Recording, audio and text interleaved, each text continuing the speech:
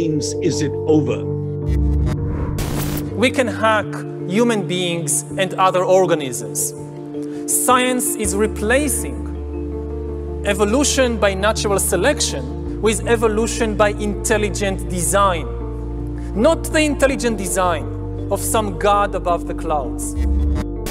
But you, the real you, your intelligence, your memory, your personality is going to live forever and ever. According to the Bible, you will never die. So the moment you bend your body for yoga, you are practicing Hindu. Elon Musk has now taken over Twitter. Pope says he wants everyone on Earth to show in the battle against climate change. Free will, that's over. For God has not given us a spirit of fear, but of power and of love and of a sound mind.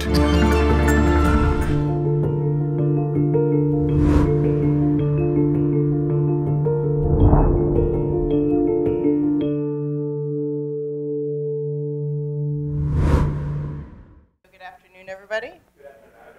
Can you hear me okay? Okay, great. So my talk today is titled Hope in a Time of Trouble. And this is just for educational purposes only. This isn't legal advice. It's not investment advice. I can't tell you what to buy or sell, or I'm not registered to do that. So you're solely responsible for your own financial decisions, and you should consult your registered financial advisor and your risk trading plan before ever investing or trading in any financial instrument or commodity. So who am I? Victor just told you, which is wonderful. He gave me a wonderful, wonderful introduction, and I thank you so much. So I constantly monitor the activity of monetary policies of central banks around the world. And my job is to know what's happening with money. So this started for me in high school. I was sitting in church with my family, and one Sabbath day, a visiting pastor came to our church, and he gave a sermon on Revelation and the end-time prophecies. And I sat there listening to him tell us about all the trouble we were going through, the tribulations we were going to be going through, and how at some point we would not be able to buy or sell without the mark of the beast. And this passage of Revelation is actually really sums up a lot of what he was saying in his sermon. These are they which came out of great tribulation, and have washed their robes and made them white in the blood of the Lamb. They serve him day and night in his temple. They shall hunger no more, neither thirst any more.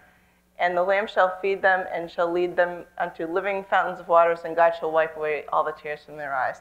So he was describing that they would be going through, all the Christ followers and Christians would be going through a great tribulation towards the end times. And Revelation 13:17 states that no man might buy or sell save that he had the mark or the name of the beast or the number of his name. And I thought, how could that happen here? That can't happen in these United States of America. You know, we have the Constitution, we have a judiciary, we have the Supreme Court. They would never let this happen. Religion is always been, I mean, there have been some religious liberty issues, but religion is basically untouchable in the Constitution. People came here to flee religious oppression from, over in Europe. So how could these things be, and how could they prevent us from buying or selling? I don't understand that. Then COVID-19 happened, and everything was locked down, and I couldn't understand that. I didn't understand that. How could you lock down businesses? How could you shut down small business? How could you drive all the, a small business, they're not working on a ton of margin, they'll be run out of business very quickly. How could you do this to people? And a lot of our First Amendment rights were really violated, and quite horribly, during COVID-19, both with the lockdowns and, locking down churches and locking down businesses. So let's review the First Amendment. The First Amendment states, Congress shall make no law respecting an establishment of religion or prohibiting the free exercise thereof or abridging the freedom of speech or of the press or of the right of the people to peaceably assemble and to petition the government for redress of grievances. these lockdowns were preventing people from peaceably assembling. How could they do these things? The First Amendment right to assembly was violated and only selectively permitted. Bars and liquor stores were allowed to remain open, but really one of the cases that was a canary in the coal mine for me was Attila's Gym in Belmar, New Jersey. These gym owners proudly and courageously said, we're not doing this. We're not shutting down. We're not locking down. We operate a gym. We use clean practices. We just want to help our members stay healthy. And they didn't charge their members during that period, but they were just keeping their doors open, saying, look, the best way to fight this virus is to remain healthy, and that's through exercise. So they did that. They kept their doors open. The state kept trying to lock their doors, and then they took the doors off. So people could just walk right in. They were carrying, they were featured many times on Tucker Carlson, so you may have seen them. They were carrying out gym equipment to the parking lot to, work out in the parking lot.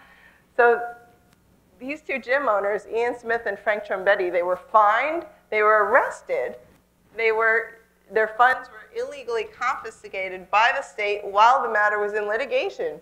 You can't do that. The state can't do that. The overreach on the part of the state of New Jersey was outstanding. It was ridiculous. And then churches were unconstitutionally locked down. People were not permitted to sing and pray together. But bars and liquor stores were allowed to remain open. And then the First Amendment free exercise of religion clause was violated. Churches were unconstitutionally shut down. People were not permitted to worship together, and in-person corporate worship was banned at a time where people were fearful. They needed the support and the love of their brothers and sisters in Christ and their church leaders to, give them some courage to see this through. And they didn't have that access. So this is a slide that goes through all the things that these gym owners, really, they were persecuted. They were singled out by the state of New Jersey and really, truly persecuted. They defied the lockdowns. They were fined over $15,000 per day, which amounted to more than $1.2 million in fines.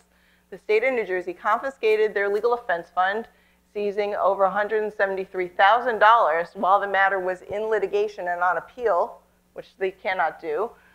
And they were personally arrested and issued criminal citations, and the state of New Jersey revoked their business license. Yet they had more than 105,000 documented visits to their gym, and not one single case of COVID could be traced back to their gym. Just outstanding. So we've introduced you to the owners of the Attila's Gym in Belmar, New Jersey, a couple of times on this show. This morning, they were arrested. Why? For defying the state's mandatory shutdown orders. Those arrests come after a 3-month standoff between the co-owner of the gym, Ian Smith, and the governor of New Jersey, Phil Murphy, both of whom have been on this show. At one point, Smith removed the doors from the gym so the state couldn't keep them shut. Before reopening last May, he announced that he was willing to deal with the consequences of violating state law. You're openly defying him on television. What do you think is going to happen to you when you do this?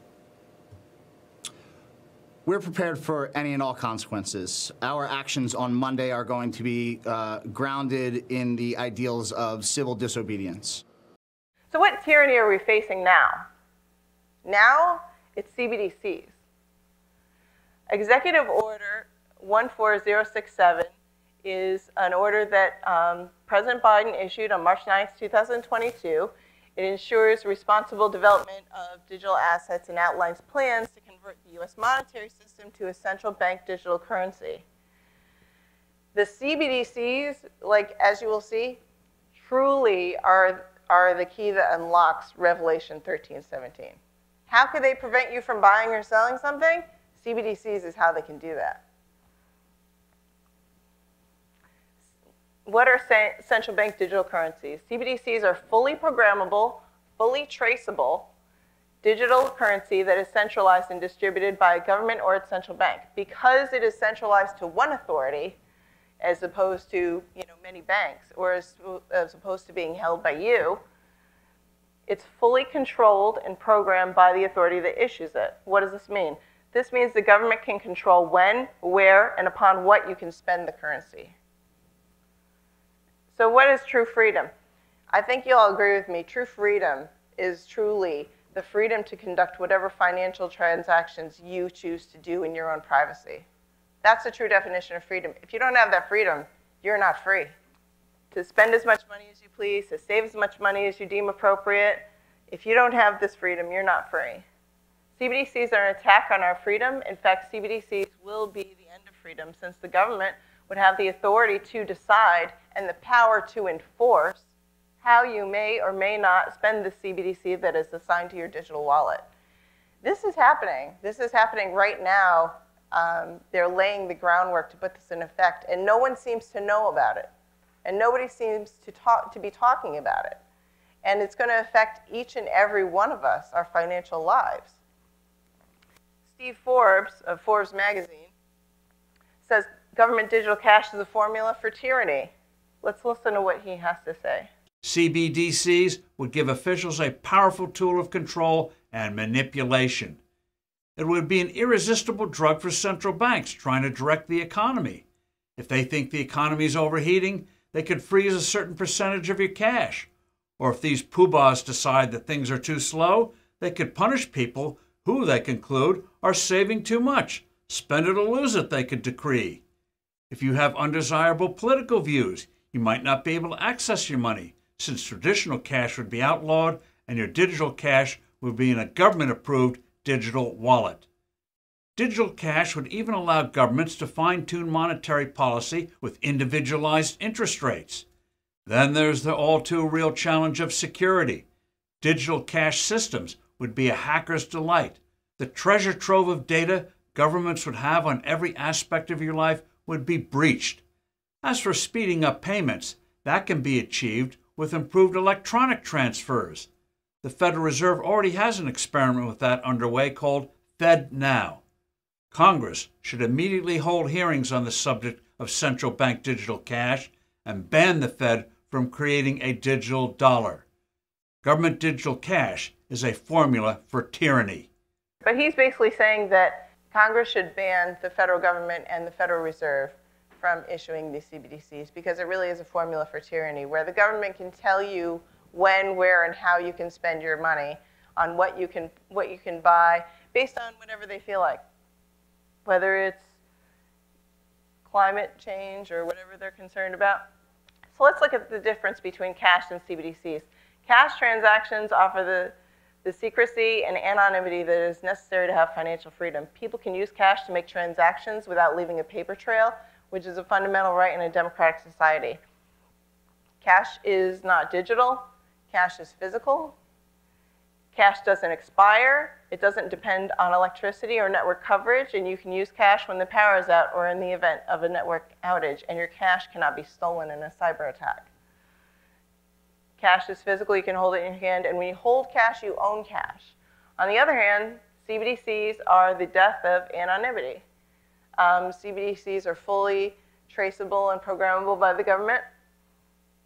Fully traceable, meaning that every transaction would be recorded and monitored by the central bank. This would allow central banks to surveil and control financial transactions in ways that were previously impossible. This will be government surveillance of all U.S. citizens' financial transactions, which is the antithesis of freedom. Since CBDCs are digital, not physical, you will not be able to access your money when the power's out or when the network is down, and the currency would be vulnerable to cyber attacks. The currency is programmable, meaning the government can set the rules as to how, when, and where, and what items the currency can be spent. And if the federal government wanted to outlaw or restrict the purchase of guns, they could just program the CBDC to do that. And there goes your Second Amendment.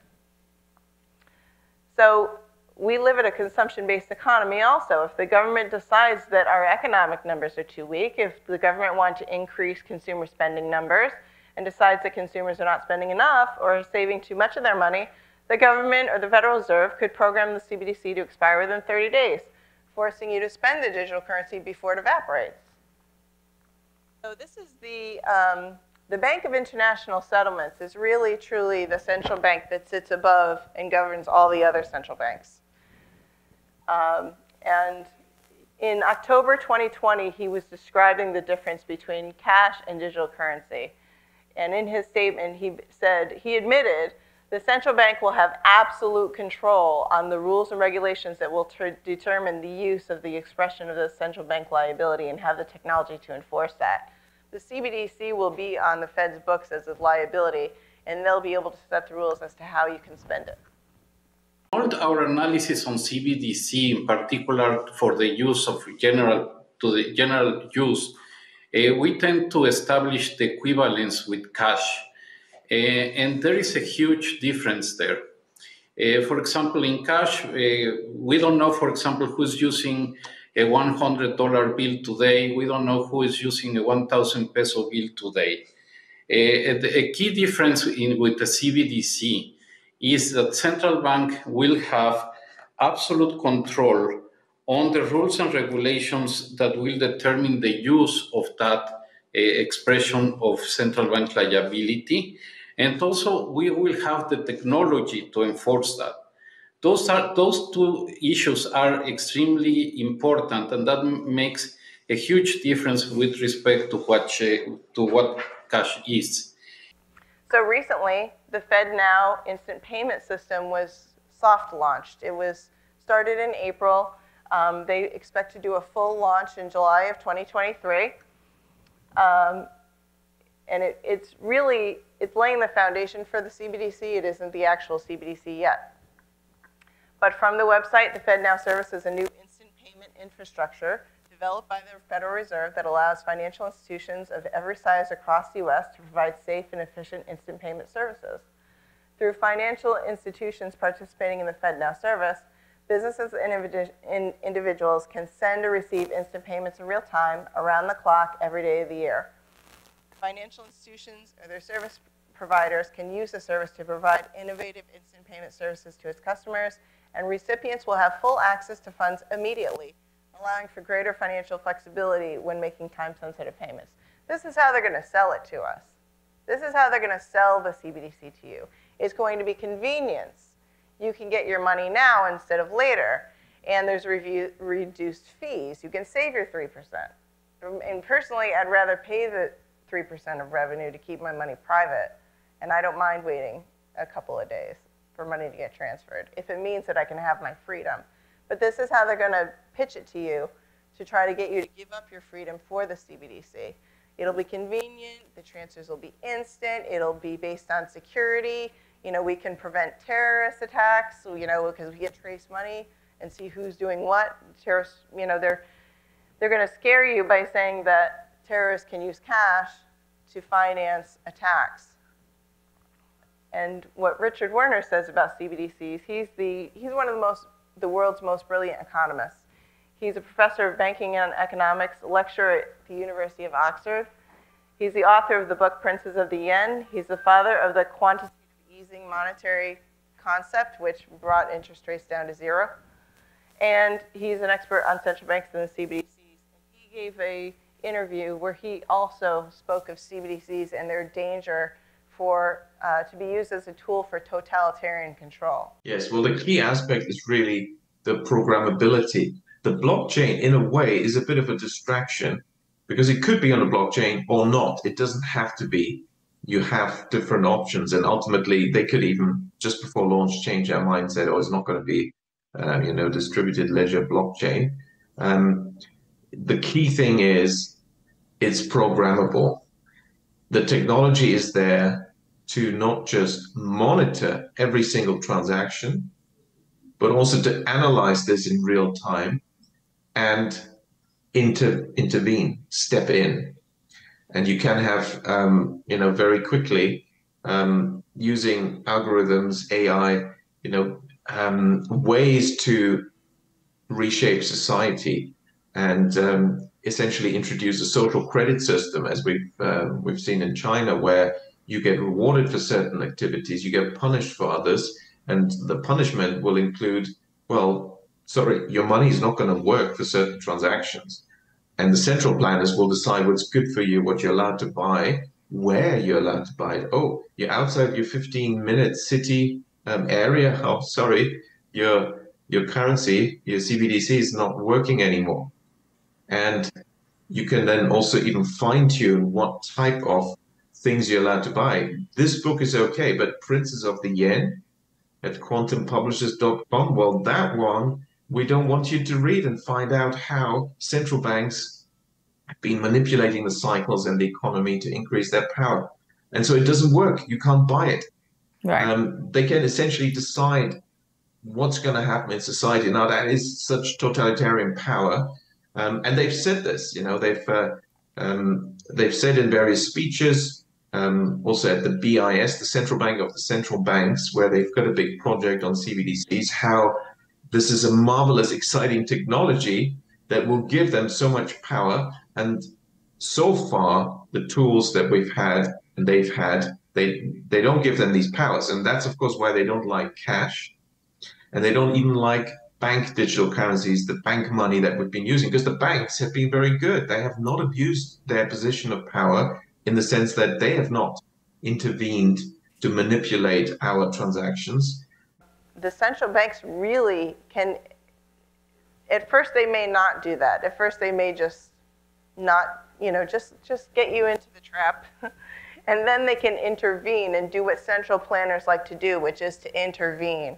And they could intervene in your life in the most personal and intimate ways by telling you, you can't buy this, you can buy that, but you can't buy this.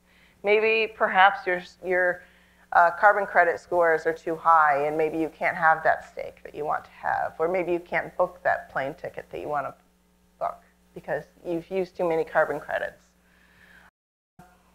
So it really can be a tool of authoritarian control. And he makes a very good point of saying that although we don't always use physical cash in our transactions, we use our credit cards. And really what that is bank digital currency. And bank digital currency has worked very well. The banks, he makes an interesting point that the banks have done a very good job of keeping all your financial transactions private and not using that information. They have a treasure trove of information as to how you spend your money, and they really don't use it. They really protect your privacy in that way. So they've been very good about it. But if we move our monetary system to CBDC, the federal government may not be so nice with the knowledge that they gain from all of your traceable financial transactions.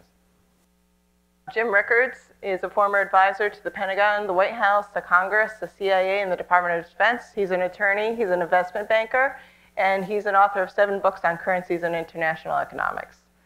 And he also gave a talk about CBDCs and the danger of the totalitarian control. There's an urgent situation unfolding in America, and today I'll unveil all the unnerving details.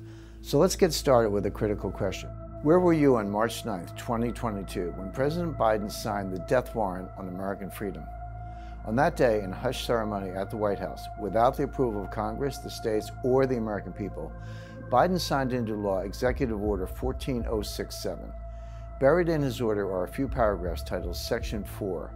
The language in Section 4 makes Order 14067 the most treacherous act by a sitting president in the history of our republic, because Section 4 sets the stage for legal government surveillance of all U.S. citizens, total control over your bank accounts and purchases, and the ability to silence all dissenting voices for good.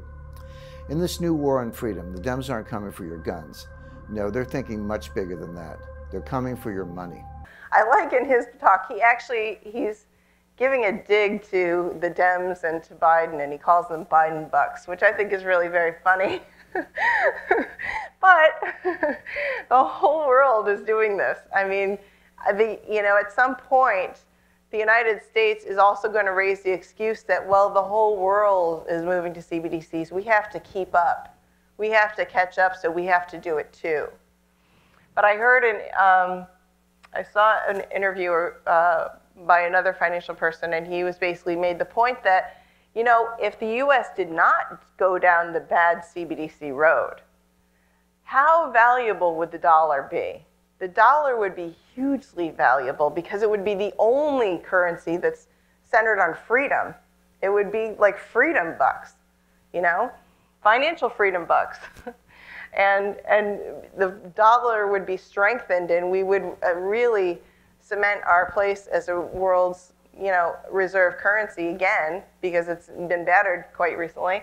But It would really do a good thing for the dollar if we said, no, we're not going to do the CBDC. You know, you all countries that are opposed to freedom, you do that. We're going to stand for freedom and not do the CBDC, but I don't know. They're not doing that. So CBDCs are being explored, tested, and developed worldwide. According to data from the Atlantic Council, 114 countries are exploring or developing a CBDC.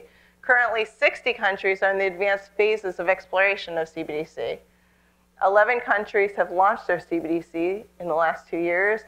And as of December 2022, all G7 economies have now entered the development stage of a CBDC. So this is really going on around the world. And that's also going to be our country's excuse as to why we need to do it too, because they're all doing it. But I really think that we should not go down this bad road.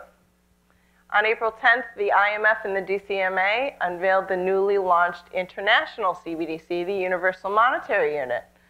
The DCMA is the Digital Currency Monetary Authority. That, together with the International Monetary Fund, have launched this Universal Monetary Unit. It's legally a money commodity. It can transact in any legal tender settlement currency and functions like a CBDC to enforce the banking regulations and to protect the financial integrity of the international banking system. Banks can attach SWIFT codes and bank accounts to the UMU digital currency wallet and transact SWIFT-like cross-border payments over digital currency rails, completely bypassing the correspondent banking system at best price wholesale FX rates with instantaneous real-time settlement.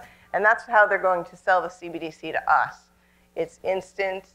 It's very low cost. There's no fees that you're paying, that you might be paying now. That's how they're going to sell it. But if our government and the Fed are successful in forcing us into adopting and using a CBDC, they can mandate that any and all booster shots must be taken, and they will have the ability to turn off your money if you don't comply. They could turn off your money if they don't like our political views. They could turn off our money if they don't like what we post on social media. They could turn off our money if they don't like our religious beliefs. We would be placed into a digital concentration camp. The CBDC could be programmed to expire within 30 days or at any time period, forcing us to spend our money before it evaporates. Your money could be turned off, or your money could be programmed so that it cannot be used to buy certain foods, goods, or services like steak, flights, rental cars, if they deem your carbon footprint or carbon score is too high. The Fed could institute negative interest rates. We've had zero interest rates for a while, but if they wanted to go negative, they could deduct the money, the CBDC, from your digital wallet. That would be negative interest rates. So what can we do? How can we push back against CBDCs and on the control grid that is sought to be imposed on us? You can contact your U.S. senators and congressional representative and really make some noise about this. Let them know that you're opposed to CBDCs and you won't voluntarily adopt them. The state attorneys general should really sue the Federal Reserve and the federal government and prevent them from forcing us into adopting this. Fortunately, there's a couple of governors that have spoken out against CBDCs. I think Governor DeSantis did, and also Governor Nome. We can support political candidates who oppose CBDCs. We can talk with others about this and make others aware of this issue, and we can call into radio shows and express our opposition to CBDCs and educate others. Let them know that you value your privacy and your freedom to use your money as you please without interference from the government or the Federal Reserve. You can find and use a local community bank for your banking. That will protect you the most going forward. The least dependent that you can be on the major banks, the more freedom you'll have for a longer time. Consider moving the bulk of your funds or savings out of a typical bank account and into a custodial type of account, such as brokerage account, which really goes by different rules, and it's a little bit more protected than a typical bank account. Some retail brokerage accounts have bill pay features, but you want to make sure you check the terms and conditions for any possible fees or limitations on how many transfers or payments can be made before signing up for any such accounts. We can write a letter to your banker about the CBDCs, let them know you oppose this. I don't really know why the banks aren't standing up about this. Why aren't they screaming about this and asking the government to put a stop to this? This is going to put them out of business. If the Federal Reserve is our banker, what do we need all these other banks for? And quite frankly, it's nice now that if you are in a relationship with a bank and you don't like the bank, you can take your business elsewhere. You can go down the street and go to the next bank. You know, you don't like TD Bank, you can go to another bank or a credit union. But when your money is with the Federal Reserve, where are you going to go if you don't like the way they're treating you? We're really going to be in a digital prison at that point. Going forward, though, during this time of trouble, there are some things we can do to position ourselves a little bit better. We can find and buy food from a local farmer now, build relationships with farmers so that you can source some food when things get bad and either the supermarket shelves are bare or they won't take your money. Maybe you can barter with the local farmer. You can start growing your own garden. What about our food? We can learn foraging skills also. There's actually many native plants that are readily available around us that are safe to eat, nutritious, and have medicinal properties. There's many books on Amazon about this or in your local bookstores. These guides from author Nicole Apelian I've found are very helpful, though, that how to forage for wild foods. We really need to get off of Wi-Fi and hardwire our homes. Not only will your internet be faster, but you'll be safer from the spying. I mean, the goal is to get away from the spying because the spying is not doing us any good. It's not doing us any favors. Also, your health will be improved since Wi-Fi routers are constantly emitting EMFs which damage your cells and negatively impact your health over time, weakening your immune system. I would advise that you throw out your smart TV. If you actually check the terms and conditions of these smart TVs, they say in the terms and conditions that you give them permission to photograph you and film you in your home at any time. Even when you think the TV's off, they have the ability to do that. The more we can make it difficult for Big Brother to spy on us via our technological devices, the safer we'll be. We need to avoid using or becoming reliant on the controls. Do not use or become reliant on the control grid elements. Do not accept CBDCs or let the government force you to convert your money to CBDCs. Don't get a digital ID. Don't get a vaccine passport. And limit your use of non-cash methods of payment. And the more we can use cash, the more we can make it more difficult for them to get us off of cash. These controls will destroy our sovereignty as individuals. And once we lose our sovereignty as an individual, the rate at which they can get our assets is even more aggressively accelerated. So how many of you have heard this phrase from the World Economic Forum? You will own nothing and you'll be happy. Interestingly, I was attending an online event, a virtual online event with self-proclaimed billionaire Grant Cardone, and he was selling his unbreakable business system. And towards the end, he actually admitted to the people that were still on the fence about buying it that this statement, you will own nothing and you'll be happy, this is a real thing and this is coming. And his pitch was, it's going to affect you. You can't get away from it. You can't get out of it unless you're in the top 1%. So buy my system so you'll be in the top 1% was basically his pitch. But I was shocked that he actually admitted this. That really struck me. So how does the Bible instruct us on these issues? Can we trust politicians? No, I would say not. Not typically. But Psalms 146:3 says, "Put not your trust in princes, nor in the Son of Man, in whom there is no help." What do we do for our protection if the laws do not protect us? He that dwelleth in the secret place of the Most High shall abide under the shadow of the Almighty. I will say of the Lord, He is my refuge and my fortress, my God, in Him will I trust. We really do need to, strengthen our relationship with the Lord because He will be the one to protect us through the Great Tribulation. I mean, we know the book of Revelation says that we're going to be going through the Great Tribulation, and those wearing the white robes in the ends are the ones who, really relied on God and stuck with Christ the whole time. Also, Psalms 23:4 said, "Yea, though I walk through the valley of the shadow of death, I will fear no evil, for thou art with me, thy rod and thy staff, they comfort me." So that's comforting as well. Do we put our trust in making money to be safe? No, Matthew 6:19 says, "Lay not up for yourselves treasures upon earth, where moth and rust doth corrupt, and where thieves break through and steal. What about our food? Psalms 23:5 says, Thou preparest a table before me in the presence of mine enemies. Thou anointest my head with oil, my cup runneth over. And there's a story in the Bible about how God provided for Elijah. He instructed Elijah to go down by the brook, and the ravens would feed him there. And the ravens did feed him there. The ravens brought him bread and flesh in the morning and bread and flesh in the evening, and he drank at the brook. Who do we trust during the Great Reset? Psalms 91:15-16 instructs, He shall call upon me, and I will answer him. I will be with him in trouble. I will deliver him and honor him. With long life will I satisfy him and show him my salvation. How do we show our love to God? John 14:15 states, If you love me, keep my commandments. So keeping God's commandments would be a really good start. The laws of God, the 10 Commandments, protect us. Because he hath set his love upon me, therefore I will deliver him. I will set him on high, because he hath known my name.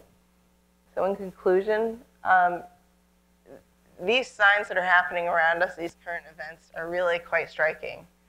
And they're really showing that the things that are foretold in Revelation are starting to come true.